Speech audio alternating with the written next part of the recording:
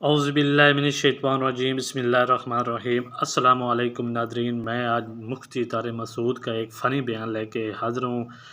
تو ویڈیو شروع کرنے سے پہلے اگر میرے چینل پر پہلی بار ہیں تو چینل کو کر لیجیے سبسکرائب، اور ویڈیو آپ کو اچھی لگے تو ویڈیو کو لائک شیئر ضرور کریں۔ تو آئیے ویڈیو کو کرتے ہیں سٹارٹ۔ آج کامیابی جس پہ ہم بہت خوش ہوتے ہیں، مجھے اپنا جب بھی میں یہ آیت پڑھتا ہوں نا، مجھے میٹرک کا رزلٹ یاد آتا ہے۔ میں نے میٹرک میں حسب معمول شرارتوں کے علاوہ کچھ بھی نہیں کیا تھا۔ ہم لوگ شرارتی تھے ایک نمبر کے، اللہ تعالیٰ معاف فرمائے۔ غلط قسم کی شرارتیں نہیں تھیں، کوئی غیر اخلاقی۔ دل چاہتا تھا کہ پڑھنے کے علاوہ دنیا کا ہر کام کیا جائے، کیونکہ سچے پاکستانی ہونے کی دلیل ہے۔ تو مجھے امید ہی نہیں تھی کہ میٹرک میں کوئی اچھے نمبر آئیں گے میرے، اور نقل بھی نہیں کرنی تھی۔ یہ بھی فیصلہ کیا ہوا تھا، وہی نقل بھرے نہیں چلانے۔ گھر سے صلواتیں شروع ہو چکی تھیں کہ اس کا رزلٹ کوئی اچھا نہیں آئے۔ امتحان کے دنوں میں پھر ہم پر ایک ٹینشن مسلط ہوتی تھی کہ یار اب کچھ پڑھ لو، پورے سال تو کھیل کود میں گزارا ہے، شرارتوں میں، مستیوں میں۔ اب ایک گھر والوں کا دباؤ بھی ہوتا تھا، تو بالکل امتحان جب سر پہ کھڑا ہوتا تھا پھر پڑھنے کی کوشش شروع کرتے تھے۔ یہ ہو کیا رہا ہے، کتابیں لے کے بیٹھے ہوتے تھے۔ تو مجھے یاد ہے اپنا دن کہ میٹرک کا جب رزلٹ اناؤنس ہوا تو میں نے کہا میرا تو پتہ نہ صاف ہو جائے کہیں۔ تو میرا بی گریڈ آیا، اور بڑی اچھی پرسنٹیج تھی، اے گریڈ تو نہیں لیکن بی۔ میں بہت خوش تھا اس دن، حالانکہ یہ بہت وقتی یہ خوشی ہے۔ یعنی اگر آپ فیل بھی ہو جاتے تو ایک سال سپلیمنٹری میں آپ ٹرائی کر لیتے، یا اگلے سال دوبارہ دے دیتے۔ گھر والوں سے تھوڑی سی صلواتیں سننے کو ملتی نا، کھانا پینا بند تھوڑی ہونا تھا، وہ اسی طرح چلتا رہتا۔ اور اگر گھر والوں کی ٹینشن سے بچنا ہے تو دوبارہ فیل ہو جاؤ، پھر اگلے سال پھر فیل ہو جاؤ، تو گھر والے خود ہی بیزار آ کے کہتے ہیں کچھ اور کر لے بھائی۔ جب بھی آپ کو کوئی ٹینشن دے نا وہ کام بار بار کرو، اگلا خود پریشان ہو کے آپ کو پریشان کرنا چھوڑ دے گا۔ اصول یاد رکھو۔ دوسری شادی کر لی، مصیبت میں آ گئے، صلواتیں گالیاں تیسری بھی کر لو، مزید گالیاں پڑ رہی ہیں، مزید ڈپریشن میں جا رہے ہو، ٹینشن میں ایک اور کر لو، جیسی کی تیسی۔ لوگ خود ہی بیزار آ جائیں گے، یہ بندہ ٹھیک ہے ہی نہیں، اس کو اپنے حال پہ چھوڑ۔ تو لوگ آپ کا کانفیڈنس چیک کر رہے ہوتے ہیں، ٹھیک ہے نا، یہ کتنا ڈھیٹ ہے۔ تو ایک دفعہ فیل ہو گئے، اگر آپ چاہتے ہو کہ ٹینشن پارسل کرو، خود ٹینشن نہ لو، تو دوبارہ بھی فیل ہو جاؤ۔ خیر ہمیں توقع نہیں تھی، بہت اچھے نمبر آ گئے تو بڑی خوشی ہوئی۔ تو مجھے وہ دن یاد آتا ہے۔ آواز صحیح آ رہی ہے آپ سب کو؟ تو مجھے وہ دن یاد آتا ہے کہ یار کتنی خوشی تھی، حالانکہ وہ تھوڑے دنوں کی ہے۔ کوئی ایسا بھی نہیں ہے کہ فیوچر اگر فیل ہو رہے ہیں تو ہمیشہ کا فیوچر تباہ ہو گیا۔ او بھائی سپلیمنٹری میں دے دینا، اگلے سال دے دینا، اگلے نہیں تو اگلے سال، ایک سال ضائع ہو جائے گا نا۔ اور پھر دنیا میں ہر کامیاب آدمی کے پیچھے تعلیم تھوڑی ہے۔ آپ تو ماشاءاللہ باڈی بلڈر ہیں، آپ جم چلا رہے ہیں نا، تو اس کا ایجوکیشن سے کوئی تعلق ہے؟ بالکل بھی نہیں۔ اگر یہ پڑھے لکھے زیادہ پڑھ لیتے تو یہ جو ابھی ان کو عزت یا ترقی ملی ہے، صحت ہی نہیں ہوتی۔ سب سے پہلی بات ہی دنیا میں، دنیا کی نعمتوں میں سب سے بڑی نعمت صحت ہے۔ ایک آدمی جو پی ایچ ڈی ڈاکٹر ہو یا کوئی بہت بڑی فلم ہو، صحت اچھی نہیں ہے، اس سے وہ ٹماٹر بیچنے والا زیادہ اچھا ہے جس کی صحت اچھی ہے۔ سمجھ رہے ہو؟ جو صحت اچھی ہے نا، جو ٹماٹر بیچ رہا ہے وہ زیادہ اچھا ہے۔ میں تبھی تو لوگوں سے کہتا ہوں، میں جب گاؤں دیہاتوں کی زندگی کو دیکھ کر آیا میں نے دیکھا 100 سال لوگوں کی عمریں ہیں, پہاڑوں میں رہتے ہیں, چکی ان کی پانی سے چلتی ہے, آرگینک گندم خود اگاتے ہیں, خود کھاتے ہیں, ٹریکٹر ان پہاڑوں پہ چل نہیں سکتے, بیل سے ہل چلاتے ہیں, ان کو تمام لذتیں ان پہاڑوں میں حاصل ہیں جو ہمیں آج ترقی کے دور میں بھی حاصل نہیں ہیں. ان کی عمریں بھی اچھی, ان میں کوئی ڈپریشن کا مریض نہیں ہے, اور ان کی اولادیں بھی زیادہ, ان کے بچے بھی ماں باپ کا بہت احترام کرتے ہیں, ان کے ہاں اولادوں کے وہ مسائل نہیں جو آج ہمارے معاشرے میں. آج تو باپوں کو یہ شکایت, بیٹا ہماری سنتا نہیں ہے, مانتا نہیں ہے, ماں کو شکایت, وہاں یہ شکایتیں بھی نہیں ہیں. تو میں ان علاقوں میں جا کے کہتا ہوں یار اس ترقی کا, ان کو دیکھ کے ایسا لگتا ہے انسان کو 2 ٹکے کا فائدہ نہیں ہوا. مثلا یہ لائٹ نہ ہوتی تو اندھیرا ہوتا, سو جاتے,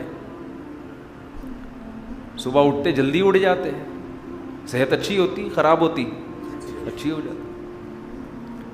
فارمی مرغیاں نہ ہوتی تو یہ بھول ہے کہ ہمیں مرغی کھانے کو نہ ملتی, یہ غلط سوچ ہے. دیسی مرغیاں اتنی زیادہ ان کی پروڈکشن ہو جاتی کہ وہی ہمیں کھانے کو ملتی. اس کی میں ایک دلیل آپ کو یہ دیتا ہوں, جب تک مچھلی کی فارمنگ شروع نہیں ہوئی تھی, سمندر کی اور دریا کی آرگینک مچھلی بہت ملتی تھی, ہمیں بہت ملتی تھی. سمندر رزق کے دروازے اس نے کھولے ہوئے ہیں, وہ دے رہا ہے, نکالو کھاؤ. ایک فلسفہ گڑھا گیا کہ یہ جو آرگینک مچھلی ہے یہ ہمارے لیے کافی نہیں ہے. اصل میں یہ بزنس کے نقطۂ نظر سے فارمنگ شروع کی گئی ہے. یار اس کی آواز کنٹرول کریں, میرے کان گونج رہے ہیں قدیر بھائی. بزنس کے نقطۂ نظر سے یہ فارمنگ شروع کی گئی ہے, بزنس کے پوائنٹ آف ویو سے.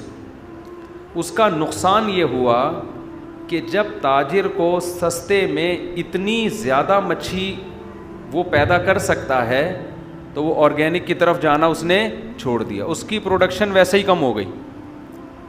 اب لوگ سیٹ ہو جائیں گے کس پہ, آہستہ آہستہ فارمی مچھلی پہ سیٹ ہو جائیں گے. جب فارمی مچھلی پہ سیٹ ہو جائیں گے تو پھر وہ آرگینک بھی وہ ہو جائے گی ونس اپون اے ٹائم کہ ہمارے باپ دادا سمندر سے مچھلی پکڑ گئے یا دریا کی اوریجنل مچھلی پکڑ کے کھایا کرتے. حتیٰ کہ اب آپ فشری جاؤ گے نا, وہاں بھی آپ کو فارمی مچھلی مل رہی ہے, سمندر کے کنارے بھی آپ کو سمندری نہیں مل رہی. تو ہم نے گاؤں دیہاتوں میں بھی وقت گزارا ہے جو فارمی مرغی جانتے نہیں تھے, لیکن وہ دبا کے دیسی مرغی کھاتے ہیں, جب کہو کھلائیں گے وہ, اس لیے کہ لوگ پھر پالتے ہیں.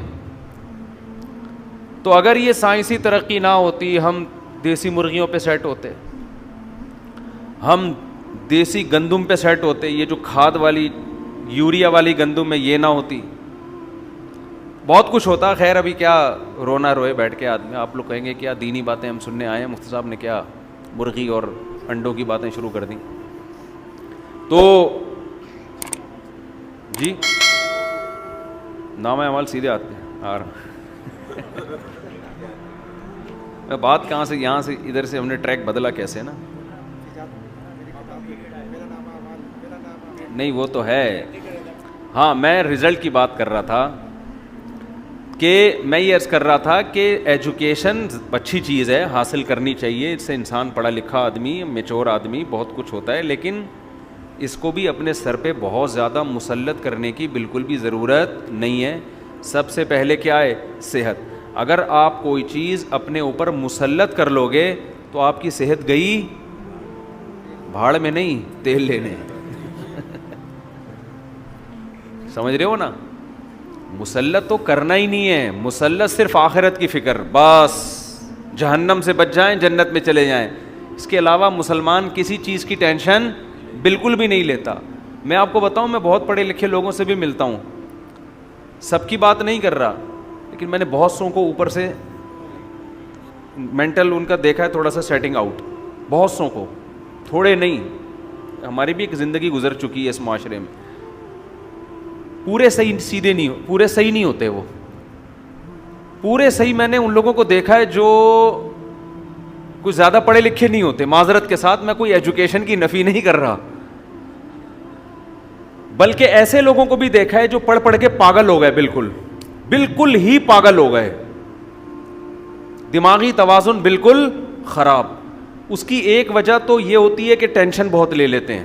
امتحان کے دنوں میں کتنی ٹینشن ہوتی ہے پتہ ہے نا آپ, اتنی پاگل ہو رہا. ہمیں تو یاد ہے اپنا زمانہ, اتنی دماغ میں ٹینشن ہوتی تھی کہ اف, پیپر ہے, کل پیپر ہے, پرسوں پیپر ہے, کیا ہوگا کیا ہوگا.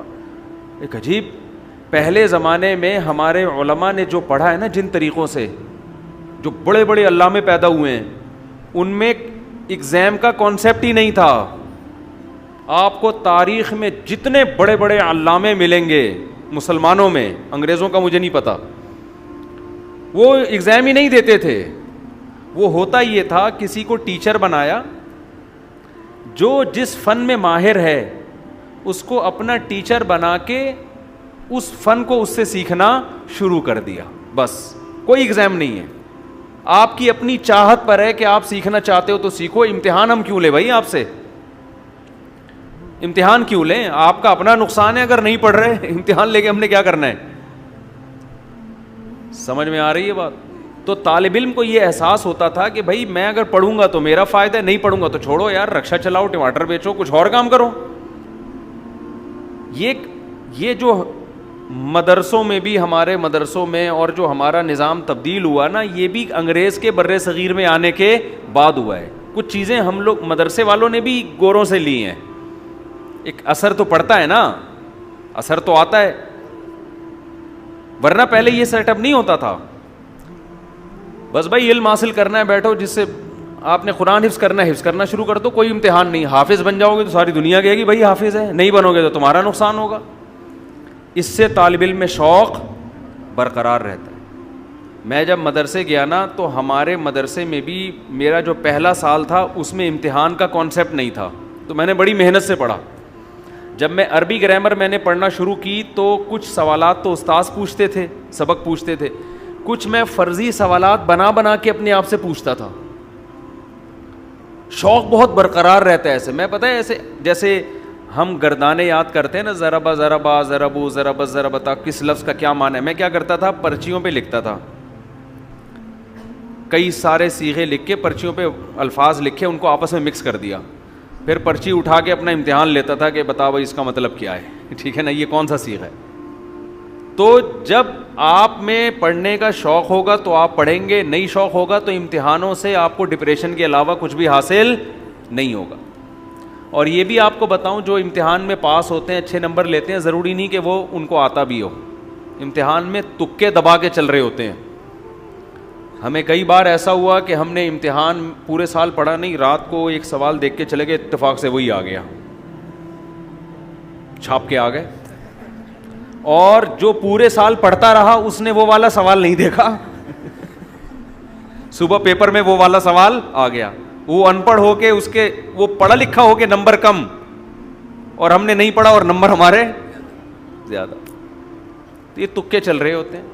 تبھی جو کمپنیاں ہیں نا, جو صحیح کمپنی ہے, وہ آپ کے فن کو دیکھتی ہیں کہ آپ کو آتا کیا ہے. آتا ہے تو ٹھیک ہے, آ جا, نہیں آتا چل بھائی نکل یہاں سے. وہ ڈگریاں کہہ رہے ہیں اپنی پینٹ میں رکھو اس کو, ہمارے کسی کام کی نہیں ہے.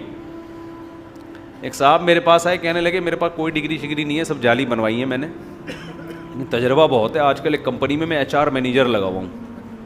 ایچ آر مینیجر بڑی فلم ہوتی ہے. تو میں نے کہا تمہیں, کہہ رہے بس ہم ایسی ٹوپی کرا کے نا کمپنیوں میں گھستے گھستے یہاں تک پہنچ گئے. کہہ رہا ہے لیکن بھاری بھرکم تنخواہیں مل رہی ہیں مجھے, کیونکہ میں کام ان لوگوں سے زیادہ کر کے دے رہا ہوں جو پراپر پڑھے ہوئے, ڈگریاں بنا لی تھی اس نے. تو میں جلدی سے اس بات کی طرف آتا ہوں جو ہم نے بیان لے کے شروع کیا تھا. تو میں یہ عرض کر رہا تھا کہ ہم پہ ٹینشن مسلط ہوتی تھی پڑھائی کی. مجھے یاد ہے جب میٹرک میں سرٹیفکیٹ ملا بھائی, بی گریڈ, کیا خوشی تھی بھائی, پاؤں زمین پہ ٹکے نہیں رہے تھے. اور یہ لوگوں کو ہوتی ہے, اچھے نمبروں سے پاس ہو جائیں بہت مزہ آتا ہے. تو سوچو جس دن یہ اعلان ہوگا, ایک طرف جہنم کی آگ ہے, اللہ کا قہر ہے, اللہ کا غضب ہے, دوسری طرف جنت کے باغات ہیں. ایسی جنت مالا عین رأت ولا اذن سمعت ولا خطر علی قلب بشر. نبی نے فرمایا نہ کسی کان نے اس کی لذتوں کو سنا ہے. یہ جو ہم سنتے ہیں نا, یہ اس کی حقیقت کو نہیں سنتے, اس جیسا کچھ سنتے ہیں ہم. اور نہ کسی آنکھ نے ایسی لذتیں کبھی دیکھیں. وما خطر علی قلبی بشر, کسی انسان کے دل میں ان لذتوں کا تصور بھی نہیں گزرا. یعنی آپ تھوڑی دیر کے لیے تصور کر لو کہ کوئی عیاشی کی جگہ ہے جہاں عیش و عشرت کا سامان ہے, تو آپ کیا سوچ لو گے؟ نائٹ کلب ہوگا, شراب کباب ہوگا, حور و رنگ ہوگا, اور بہت عیاشی ہوگی, اور آپ کی جوانی ہوگی, یہی سوچ لو گے نا, اور یہ کھانے کو ہوگا, یہ پینے کو ہوگا. تو قرآن کہتا ہے کہ تم تصور کو انتہا تک لے جاؤ. دنیا میں عیاش ترین آدمی کی عیاشی کا تصور کر لو, جنت اس سے بھی اوپر کی چیز ہے, اس سے بھی اوپر کی چیز ہے. اور ویسے بھی عقل کی بات ہے, جو کائنات کو بنانے والا ہے, کریٹر ہے, دیکھو اس نے دنیا میں اتنی لذت کے سامان رکھے ہوئے ہیں. حالانکہ یہ لذتیں جو دنیا میں ہمیں مل رہی ہیں یہ کسی عمل کا بدلہ نہیں ہے, یہ تو اللہ نے ویسی رحمت کی ہوئی ہے. یہ کسی عمل کا, ہماری محنت کا بدلہ نہیں ہے. پھر بھی کیسی لذتیں ہیں, شدید پیاس میں پانی کیسی لذت ہے, شدید بھوک میں مزے مزے کے کھانے کیسی لذتیں ہیں, دیکھنے میں کیسی کیسی لذت کی چیزیں اللہ نے رکھی ہیں. تو آپ یہ سوچیں وہ لذتیں جو اللہ ہمیں ہمارے عمل کے بدلے کے طور پر دے گا, اور قرآن کہتا ہے وہ حقیقت میں بدلہ نہیں ہے, بلکہ وہ بدلہ اللہ رحمت کی صورت میں نزولاً, مہمان نوازی کے طور پہ کرے گا. یعنی وہ میزبان بن کے ہمارا اکرام کرے گا. تو وہ اکرام کی کیا انتہا ہوگی, تو خالق کائنات ہے وہ. میں اکثر اس کی ایک مثال دیتا ہوں کہ آپ کو کسی بڑے سے بڑے سیٹھ نے ولیمے کی دعوت پہ بلایا, کوئی سمجھ لو کراچی کا یا پاکستان کا بہت بڑا سیٹھ ہے جی, بہت بڑا نام ہے اس کا. ایک زمانے میں سیٹھ عابد ہوا کرتا تھا نا, آج کل کہاں ہے, ہر سیٹھ مارکیٹ سے تھوڑے دنوں میں شارٹ ہو جاتی ہے. یہ دنیا ہے بھائی. سیٹھ عابد کو ہم فرض کر لیتے ہیں, اگر کوئی ابھی حاضر سروس سیٹھ ہوا بولے گا میرا نام کس خوشی میں لیا آپ نے بغیر پرمیشن کے. سیٹھ عابد تھا, ایک زمانے میں بڑا مشہور تھا, ہمارے بچپن میں مشہور تھا وہ سیٹھ عابد. اب پتہ نہیں زندہ ہیں تو اللہ عمر میں برکت دے, انتقال ہو گیا تو اللہ مغفرت فرمائے. اب سیٹھ عابد ہے جی, بڑا کراچی کا کروڑ پتی, ارب پتی تاجر. آپ غریب تھے, اس نے آپ کو کسی وجہ سے انویٹیشن بھیج دی. جیسے سعودی عرب کے ایک بادشاہ نے, ہمارے حضرت نے ایک واقعہ سنایا کہ ایک پاکستانی جو تھا وہ کہیں ریاض میں کہیں گلی میں گھوم رہا تھا, تو ایک عرب تھا بڑا شاہی خاندان کا, اس کا بچہ کہیں کھیلتا ہوا گلی میں کہیں کھیل رہا تھا. تو یہ پاکستانی غریب آدمی, اس نے اس بچے کو بڑا پیار کیا, بڑا اکرام کیا, اس کو پیارا سا بچہ تھا. تو وہ شہزادہ دیکھ رہا تھا. شہزادے کو بڑی غیرت آ گئی کہ بھئی میرے بچے کو اتنا پروٹوکول دیا, اس کو یہ عمل اچھا لگا. تو شہزادے نے اس کو بولا کہ کچھ دن بعد کوئی ہماری دعوت ہے, آپ کو بھی انویٹیشن ہے, آ جانا. وہ شہزادے لوگ جو ہوتے ہیں نا وہ اسی ٹائپ کے ہوتے ہیں, جب ان کا دل آ جائے نا تو بس وہ پھر نوازتے ہیں. تو یہ پاکستانی غریب آدمی یہ جب دعوت میں پہنچا تو یہ اس کی عقل حیران ہو گئی, یار ایسی بھی دعوت ہوتی ہے. بھائی ہماری دعوت کیا ہوگی, پورے بکرے کر دیں گے نا, اور کیا. وہ ان کی دعوت ایک تو عود کی وہ دھونیاں چل رہی ہیں, پھر پورے اونٹ کے بچے روسٹ, اونٹ کے بچے دم پخت صحیح ہے نا, یعنی زمین میں دبا کے اونٹ کے بچے پکائے ہوئے صحیح پورے. وہ ایسی وی آئی پی دعوت اس نے کبھی تصور نہیں کیا. اب آپ کہہ سکتے ہو کہ یار اس شہزادے کو اس بندے کی اوقات دیکھنی چاہیے تھی کہ اس کو تو تم دیسی مرغی کا سوپ بھی پلا دیتے تو یہ بیچارہ خوش ہو جاتا. پاکستانی غریب آدمی تھا, مزدور آدمی تھا, اس کو آپ کو یہ اونٹ مونٹ اور یہ سب چیزیں کھلانے کی کیا ضرورت تھی؟ سوال پیدا ہوتا ہے نا. اس کو تو آپ چائے میں پاپے بھی ڈبو کے دے دیتے, یہ کہتا بھائی بادشاہ کے محل سے ہو کے آؤ, بس یہی کافی تھا. بلکہ اپنے گھر بلاتے, سر پہ ہاتھ پھیرتے, سیلفی لیتے, چل پتلی گلی سے نکل. وہ ساری زندگی اسی سیلفی پہ خوش ہوتا کہ نہیں ہوتا؟ یہ تو بہت خوش ہو جاتا, لیکن بادشاہ کی بے عزتی ہو جاتی. یہ دنیا میں بتاتا یار بادشاہ سلامت کی دعوت تھی اور چائے میں پاپے ڈبو کے کھلائے جا رہے تھے. کیا خیال ہے؟ بادشاہ جب دعوت کرتا ہے تو جن لوگوں کو انوائٹ کیا ہے ان کی حیثیت نہیں دیکھتا, وہ کس کی حیثیت دیکھتا ہے؟ اپنی. کبھی کسی مالدار کو آپ نے دیکھا دال چاول کھلا رہا ہو دعوت میں, دلیل یہ دے کہ میں نے جن لوگوں کو بلایا ان کو یہ بھی میسر نہیں, صدقے میں تو کرے گا یہ. ارے جب کوئی مالدار غریبوں پہ صدقہ کر رہا ہوتا ہے نا, اس صدقے میں تو دال چاول بھی ہوتا ہے, 5-5 روپے دے کے بھی ٹرخا دیا جاتا ہے, اور راشن بانٹ دیا جاتا ہے, بھائی آٹے کی 5-5 تھیلیاں ایک ایک غریب کو دے دو. صدقہ اور چیز ہے, اور دعوت, بولو نا, دعوت الگ چیز ہے. تو جب دعوت کرتا ہے نا سیٹھ آدمی, تو دعوت میں اصول یہ ہے کہ آپ کے اپنے اسٹینڈرڈ کے حساب سے ہوتی ہے. تبھی جو مالدار لوگ ہیں ان کے بچوں کے ولیمے یا اپنے ولیمے ان کے اسٹینڈرڈ کے حساب سے ہوتے ہیں. 10-10 قسم کے کھانے ہوتے ہیں, پہلے سوپ لایا جا رہا ہے, پھر یہ لایا جا رہا ہے, پھر یہ لایا جا رہا ہے. اب کیا ہوا کہ آپ غریب آدمی تھے, آپ بیچارے رکشا چلاتے تھے یا کہیں چوکیداری کر رہے تھے, تو سیٹھ عابد نے آپ کی دعوت کر دی. آپ بڑے خوش ہو گئے, یار اب سیٹھ عابد کی دعوت ہے, ڈیفینس میں کوئی بڑی VIP جگہ ہوگی. تو سیٹھ عابد نے کہا بھائی میری طرف سے دعوت ہے, میرے بیٹے کا ولیمہ ہے, تو میں بلاتا تو نہیں غریب لوگوں کو, لیکن چلو یار تمہارے سے بھی کوئی سلام دعا ہے ہماری, آ جانا. آپ پہنچ گئے, دال چاول پکے ہوئے ہیں وہاں پہ, صحیح ہے نا, کیا پکا ہوا ہے, دال چاول. اب آپ کھا رہے ہو, یار ہم کیا سمجھ کے آئے تھے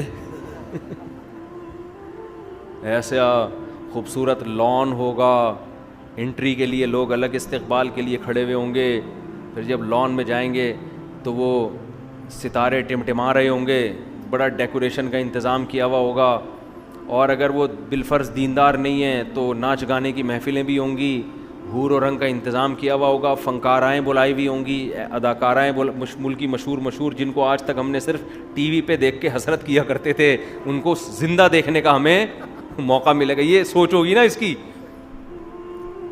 اور بناب اس سے بھی ملاقات ہوگی, اس سے بھی ملاقات ہوگی, یہ ہوگا, یوں ہوگا, وغیرہ وغیرہ. تو اور پھر کھانے میں پہلے سوپ پیش کیا جائے گا. تو غریب تو بیچارہ خوشی سے 3 دن تک اس کو نیند نہیں آئے گی.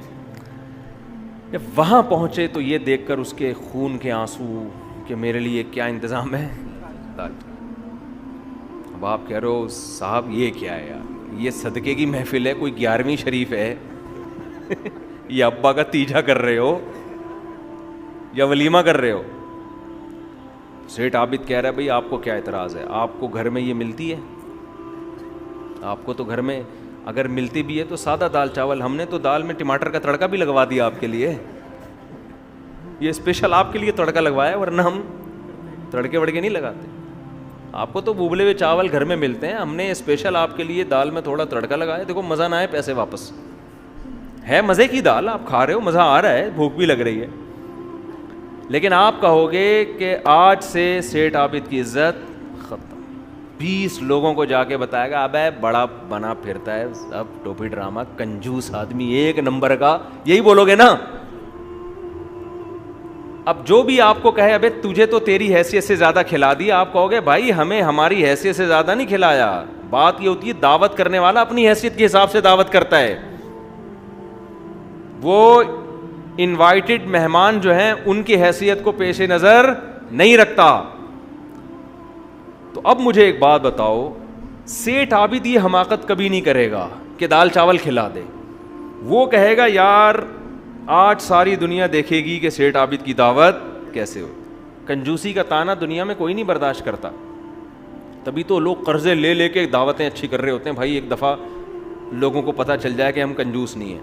اب یہ بھی غلط ہے کہ آپ قرضہ چڑھا دیں اپنے اوپر, لیکن غیرت مند آدمی بہرحال یہ کنجوسی کا تانا کبھی بھی برداشت نہیں, وہ کرے گا ہی نہیں ولیمہ اگر پیسے نہیں ہیں. بھائی کریں گے تو پھر اپنے حساب سے کریں گے. تو آپ مجھے بتاؤ, حدیث میں آتا ہے سب سے زیادہ غیرت کس میں ہے؟ اللہ میں. ایک تو غیرت اس میں زیادہ, اس کو کنجوسی کا تانا بالکل بھی پسند نہیں ہے. یہودیوں نے ایک دفعہ اللہ کے بارے میں یہ کہہ دیا ید اللہ مغلولہ, اللہ کے ہاتھ بندھے ہوئے ہیں, تھوڑا تھوڑا کر کے دیتا ہے. اللہ کو اتنا غضب آیا, قرآن میں اللہ نے سورت نازل کی, فرمایا غلت ایدیہم, ان کے ہاتھ بند گئے ہیں, ولعنوا بما قالوا, ان یہودیوں پہ اللہ کی لعنت. یہ کہہ رہے میرے ہاتھ بندھے ہوئے ہیں, بل یداہ مبسوطتان, میرے تو دونوں ہاتھ ایسے کھلے ہوئے. اللہ کو غصہ آیا, اللہ نے فوراً جواب دیا. کنجوس آدمی کو آپ کنجوسی کا تانا دو, وہ جواب نہیں دے گا, تھینک یو کہہ کے نکل جائے. اگر کوئی کہے نا اس کو کہ ماشاءاللہ آپ پیسہ بہت بچا کے رکھتے ہیں اور بہت سیو کرتے ہیں, وہ کہے گا شکریہ, آپ نے میری کفایت شعاری اور قناعت کی تعریف کی, میں آپ کے شکر گزار ہوں. لیکن جو سخی ہوگا وہ بولے گا ابے بچائے گا تیرا باپ, ہم تو خرچ کرنے والے لوگ ہیں.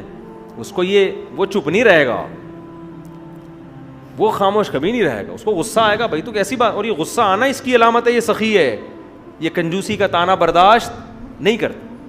دیکھو کسی میں غیرت ہو, آپ اس کو بولو بھائی ہم نے سنا یار تیری زوجہ کے وہ فلانے سے تعلقات ہیں, ایک دم لال پیلا غصہ, تو نے یہ الزام کیسے لگایا بھائی, ایک دم لال پیلا ہو جائے گا نا.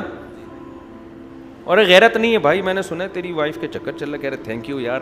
ایسا ہے اصل میں, وہ میرا خیال ہے غلط انفارمیشن ہے, تحقیق کر لیتے ہیں. یعنی وہ ایک دم سے جوش میں نہیں آئے گا, وہ کہے گا دیکھ لیتے ہیں, آپ نے اطلاع دی ہے, ایک نیوز ہے, آج کی تازہ خبر یہی ہے. آج صبح سے کوئی تازہ خبر میں نے سنی نہیں تھی, اچھی نیوز ہے, میں بری نیوز ہے, میں دیکھ لیتا ہوں ذرا, اگر تحقیق کر لیتا ہوں, اگر صحیح نکلتی ہے تو میں اس کو سمجھاؤں گا اور اس کو بولوں گا بیگم دیکھو یہ مناسب بالکل بھی نہیں, ٹھیک ہے نا, اب تک جو ہو گیا, آئندہ بات نہیں کرنا. اور اگر پھر بھی تمہیں بہت زیادہ بات کریں تو مجھے بتاؤ نا, تم میں مجھ سے پرمیشن لو, تم چھپ چھپا کے یہ کام, یعنی ہر آدمی کا اس میں الگ لیول ہے. لیکن اگر آپ میں بہت غیرت ہوگی, ایک دم کھوپڑی آپ کی گھوم جائے گی, او بھائی یہ کیسے بول, جو جس چیز کی عزت ہوتی ہے نا وہ اس طعنے کو برداشت نہیں کرتا. دیکھو ایک ڈاکٹر کو آپ اگر یہ کہہ دو کہ تم ذہین نہیں ہو, اس کو غصہ نہیں آئے گا, ہو سکتا ہے آ جائے, ہو سکتا ہے نہیں آئے, کیونکہ اس کی عزت اس کے پیشے کی وجہ سے ہے, اچھا ڈاکٹر ہے, اسپیشلسٹ ہے. لیکن اگر آپ اس کو کہہ دو کہ یار تو اچھا ڈاکٹر نہیں ہے, آپ مشہور ہو کہ شوگر کے اسپیشلسٹ, لیکن آپ کو شوگر کا پتہ کچھ نہیں ہے, اس کو وہ عزت کا مسئلہ بنا لے گا, کیونکہ اس کی تو عزت اسی چیز سے ہو رہی ہے, اس کو تو لوگ پہچانتے ہیں. ایک عالم دین کو آپ بول دو جاہل ہے, اس کو غصہ آئے گا اس پہ کہ یار میرا تو لوگوں میں شہرت ہی علم کی بیس پر ہے, مجھے جاہل کہتی ہے, برداشت نہیں کرے گا وہ. آپ اس کو کوئی اور طعنہ دے دو وہ برداشت کر لے گا. ایک فوجی کو آپ یہ طعنہ دے دو کہ تو بزدل ہے, اس کا میٹر گھوم جائے گا, کیونکہ محاذ پہ لڑنے والا فوجی وہ فخر کس پہ کرتا ہے کہ میں ملک کے لیے جان دینے کے لیے تیار ہوں. آپ اس کو بول دو یہ بزدل ہے, یہ نہیں لڑ سکتا, آپ اس کو کنجوسی کا طعنہ دے دو برداشت کر لے گا, آپ اس کو غربت کا طعنہ دے دو برداشت کر لے گا. لیکن آپ اس فوجی کو یہ بول دو تو بزدل ہے, تو چوڑیاں پہن کے گھر میں, وہ یہ برداشت, کیونکہ اس کی عزت کس سے ہے, وہ اسی پہ فخر کرتا ہے یار میں کنٹری کے لیے جان دینے والا ہوں. تو جس آدمی کو جو مقام جس وجہ سے ملا ہوتا ہے وہ طعنہ کبھی بھی برداشت نہیں کرتا, اس کے علاوہ برداشت کر لے گا. آپ خواتین کو کہہ دینا کہ تمہاری عمر 40 سال کی ہو گئی ہے, وہ سب کچھ برداشت کر لیں گی, انٹی کے لفظ کو برداشت کیوں, وہ سمجھتی ہمارے اندر جو اٹریکشن ہے, جو لوگوں کو رغبت ہے, وہ اس لیے کہ ہم جوان ہیں, خوبصورت ہیں. اگر ہمیں کسی نے یہ کہہ دیا بدصورت یا تم بڈھی ہو گئی ہو, وہ کہتی ہے بھائی تو یہ عورتوں کی فطرت ہے, نہیں برداشت کرتی. وہ کہتی ہیں بھائی مردوں کے پاس تو عزت کے اور بہت سارے طریقے ہیں. مردوں کو آپ کہتے ہیں 50 سال کا, وہ کہہ گئے ہیں تو پھر بھی 50 سال میں بھی ایسے ڈولے رکھے ہوئے میں نے, وہ یہ کہہ دے گا ٹھیک ہے نا 50 سال میں ہوں لیکن لڑکے دکھا تو یہ ہر ایک کی الگ الگ معیار ہوتا ہے. تو اسی طرح یاد رکھو اللہ جو ہے نا, اللہ کے بہت سارے نام ہیں, لیکن اللہ اپنے ایک نام ایسا ہے جس میں اللہ بہت غیرت رکھتا ہے اس نام میں, وہ ہے رحمان. اسی سے سخاوت بھی نکلی ہے نا رحمان, تبھی قرآن کہہ رہا ہے قل ادعوا اللہ او ادعوا الرحمن, تم اللہ کو پکارو اللہ کہہ کے یا رحمان کہہ کے, کوئی فرق نہیں پڑتا مجھے, ایک ہی مطلب ہے, مجھے رحمان کہہ دو اللہ کہہ دو ایک ہی بات ہے. تو آپ بتاؤ رحمان تو وہ ہوتا ہے جس کی سخاوت بے پناہ ہو. اس لیے اللہ کوئی بھی آپ اللہ پہ الزام لگائیں اللہ اس سے برات کا اعلان کرے گا, لیکن اگر آپ نے اللہ کو کنجوس کہہ دیا, معاذ اللہ بخیل کہہ دیا, یہ اللہ اپنے حق میں اتنی بڑی گالی سمجھتا ہے. اللہ کہتا ہے میری تو عزت اور میری تو پہچان کس سے, میں اتنا پاورفل ہوں کہ میں بندوں کو سے نوالا چھین لوں, مجھ سے کوئی پوچھنے والا نہیں ہے, میں سب کو مار دوں کوئی پوچھنے والا نہیں. بغیر کسی جبر اور دباؤ کے اپنے بندوں پر بے پناہ رحم کرتا ہوں, اور اپنے دونوں ہاتھ میں نے کھول کے سخاوت کا دریا لٹائے جا رہا ہوں. یہ تو میری کوالٹی ہے جس کی وجہ سے لوگ مجھ سے محبت کرتے ہیں. تو یہ تانا اگر مجھے دے دو کہ میں کنجوس ہوں, یہ تانا میں برداشت نہیں کروں گا. جو مجھے یہ تانا دے گا, قرآن کہہ رہا ہے لعنوا, اس پر اللہ کی لعنت ہے. اب آپ اس سے سمجھو کہ جو اتنا بڑا سخی ہو, کیا وہ جنت میں دال چاول کھلائے گا آپ کو, ہے وہی, یا جنت میں وہی نعمتیں دے دے گا جو دنیا میں ملتی تھیں؟ آپ جنت میں گئے, آپ کو بحری اٹاؤن دے دیا اللہ نے, لے وہی عیش کر. تو آپ کہو گے اے اللہ یہ کوئی الگ سے تو کوئی چیز نہیں ملی مجھے, یہ تو دنیا میں بھی ہم دیکھ کر آئے, تو نے ریاض ملک کو بھی دے دیا تھا یہ سب کچھ, ہے بھائی. کیا خیال ہے؟ اللہ نے آپ کو ڈیفینس دے دیا, وہاں پہ ایک بڑا سا 1000 گز کا بنگلہ دے دیا, ایک عدد خوبصورت سی بیوی دے دی, تو آپ کہیں گے اللہ یہ تو وسیم بھائی کو بھی ملی ہوئی تھی, تو ستار کو بھی ملی تھی, تو غفار کو, تو سبکتگین کو بھی ملی ہوئی تھی. یہی ہو جائے گا نا, تو بہت سے لوگوں کو دنیا میں ملی ہوئی تھی, تو مجھے مل گئی تو کیا ہو گیا؟ تو ایسا نہیں ہے. قرآن کہتا ہے نزلاً, یہ مہمان نوازی ہوگی, اکرام ہوگا. دعوت میں کیا ہوگا؟ اکرام. اکرام من غفور الرحیم, اس ذات کی طرف سے ہوگا جو بڑا معاف کرنے والا اور اپنے بندوں پر بہت رحم کرنے والا ہے. اس لیے قرآن کہہ رہا ہے فلا تعلم نفس ما اخفی لهم من قرۃ اعین, کسی نفس کو خبر نہیں ہے اپنے بندوں کے لیے آنکھوں کی ٹھنڈک کا سامان ہم نے کیسا چھپا کے رکھا ہوا ہے.